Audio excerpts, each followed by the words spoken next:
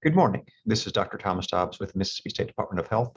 Today is January 26, 2022, and we want to give you all a brief update on COVID-19. One of our biggest problems right now is stress on the health systems and the hospitals. Fortunately, you can see we've had a decline in our daily hospitalizations, and on our average for the past week, you can see there's been a subtle decline along with our decline in cases. But there is considerable stress on our health systems, and we continue to see very severe stresses on our ICU spaces. We are at negative bed capacity at present in the state of Mississippi.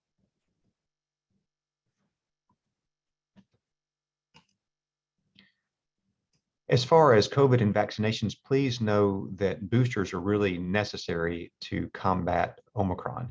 We know from recent data that a booster is about 90% effective in preventing hospitalizations from Omicron. And if you look at the number of people who have died from COVID in recent weeks, those who are fully vaccinated and have had received a booster or not eligible because many of them have had a vaccine recently do much better than those who have had a vaccine before, and certainly much better than those who have never been vaccinated.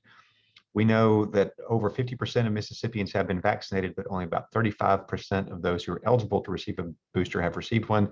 Very important to go ahead and get one if you haven't got one.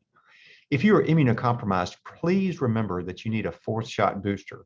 The first 3 shots are really required to get baseline immunity, and then you need a booster dose as a fourth dose. So please talk to your doctor if you have a weakened immune system. When we look at what variants we're seeing, you can see that we're having a massive increase in the proportion of Omicron. And we think that we are approaching almost 100% Omicron as the weeks progress. This is very important also because FDA has removed their approval for the use of two anti-COVID treatments, the monoclonal antibodies, REGEN-COV and bamlanivimab etesevimab. Because they're ineffective against Omicron, these are no longer recommended. We still do have some sotrovimab that we have available that is still effective against the Omicron variant. As far as treatments, we do have treatments available throughout the state, although they are in short supply. In regard to the oral antivirals, we do have medications available, and at the COVID-19 Public Therapeutic Locator from healthdata.gov, you can find out which locations in Mississippi actually have these.